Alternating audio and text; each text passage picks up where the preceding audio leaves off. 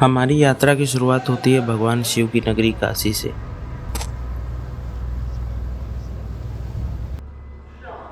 जी हाँ, मैं काशी से हूँ और हर एक साल मैं माता वैष्णो देवी के दर्शन के लिए जाता हूँ।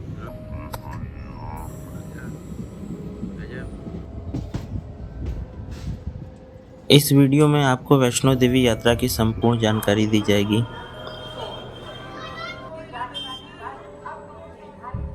जिससे आप यात्रा कर रहे हैं तो आपको कठिनाइयों का सामना ना करना पड़े। अगर आप वैष्णो देवी की यात्रा पर आ रहे हैं तो जम्मू या कटरा की ट्रेन लीजिए, जो आपको वैष्णो देवी से पास में है। जम्मू स्टेशन से वैष्णो देवी की दूरी लगभग 55 किलोमीटर है। 1 से 1.5 घंटे में आप पहुंच जाएंगे। अगर आप कटरा स्टेशन से उतरते हैं तो कटरा स्टेशन से कटरा मार्केट की दूरी लगभग 2 किलोमीटर है।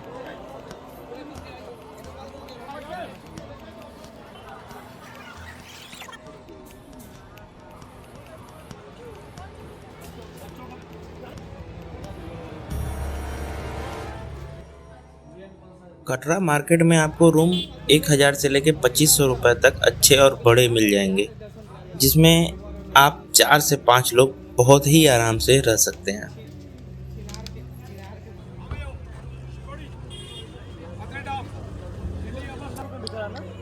आपकी यात्रा की शुरुआत कटरा से होती है और भवन तक करीब 13 किलोमीटर की चढ़ाई करनी पड़ती है। हम यात्रा कार्ड बनवाते हैं।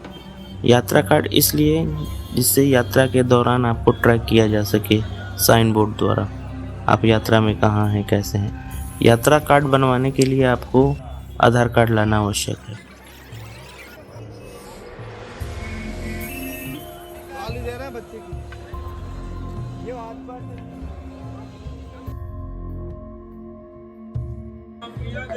जय माता दी, जय माता दी, जय माता दी, जय माता दी, जय माता दी, जय माता दी, जय माता दी, जय माता दी, सारे बोलो जय माता दी। श्री हनुमत बाबा जय माता दी, भैरव बाबा जय माता दी, भैरव बाबा जय माता दी, जय माता दी।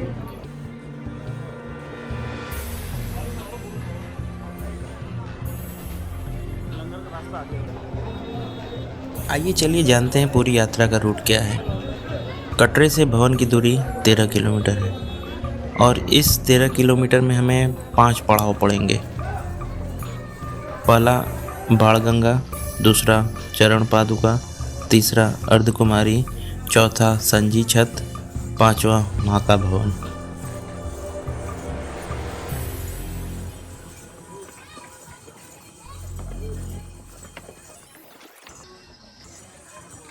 बाणगंगा, कटरे से बाणगंगा की दूरी 1 किलोमीटर है। लोग यहाँ स्नान करते हैं, यहीं से चढ़ाई फिर शुरू करते हैं।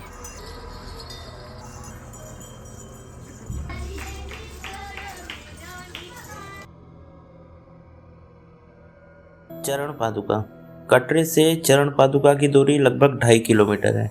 माना जाता है माता के चरण यहाँ पड़े थे।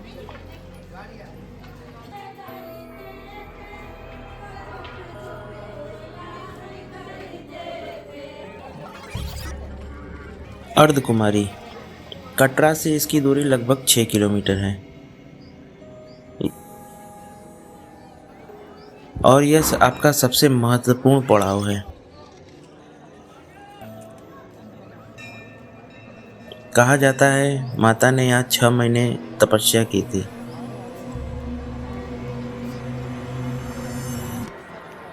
इसे गर्भ जून गुफा भी कहा जाता है।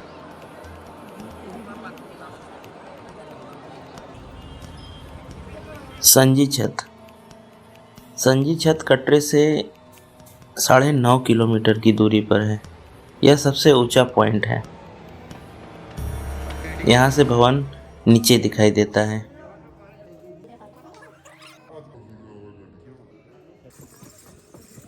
माँ का भवन, कटरे से मां के भवन की दूरी 13 किलोमीटर है और यही है आपकी यात्रा का मुख्य पड़ाव। यह मंदिर त्रिकुटा पर्वत पर स्थित है। यहाँ हर साल लाखों श्रद्धालु माता के दर्शन के लिए आते हैं। माना जाता है कि यहाँ बुलावा खुद माता का आता है। जब आप भवन पहुँचते हैं तो जो शांति और ऊर्जा महसूस होती है वो शब्दों में बयां नहीं की जा सकती। यहाँ माता 3 पिंडियों के रूप में विराजमान है, महाकाली, महालक्ष्मी और महासरस्वती।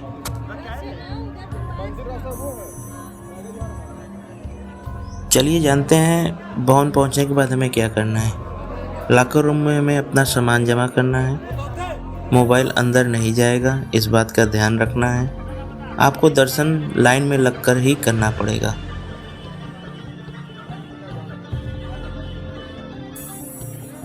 दर्शन में आपको लगभग 1 से 2 घंटे या उससे ऊपर लग सकते हैं। ये सब भीड़ के ऊपर डिपेंड करता है।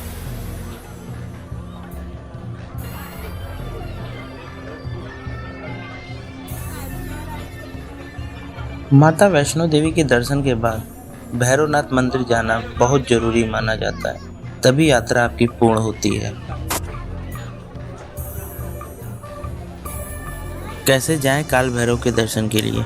माता वैष्णो देवी के दर्शन के तुरंत बाद बेस्ट रहता है। मां के भवन से लगभग 2 किलोमीटर की दूरी पर है। अगर आप पैदल जा रहे हैं तो 1 घंटा लगेगा। अगर आप रोपवे के माध्यम से जा रहे हैं तो 5 से 7 मिनट में पहुंच जाएंगे। हाँ, एक बात का ध्यान रखें, रोपवे पर आपको लंबी लाइन का सामना करना पड़ सकता है।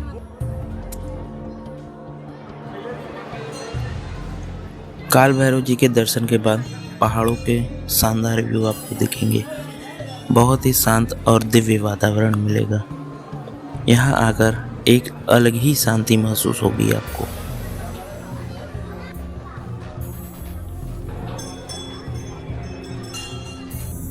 और जब आप काल भैरव के दर्शन कर लेते हैं तब लगता है कि सच में आपकी वैष्णो देवी यात्रा पूरी हुई।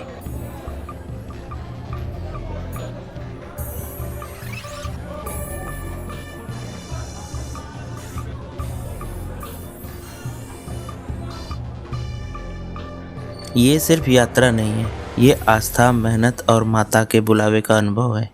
जब आप भवन पहुंचते हैं तो सारी थकान खुद खत्म हो जाती है। जय माता दी।